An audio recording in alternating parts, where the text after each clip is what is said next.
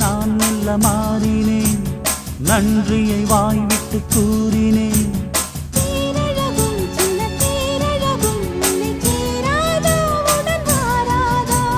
மானழகும் கெண்டை மீனழகும் கண்கள் காட்டாதா, இசை கூட்டாதா?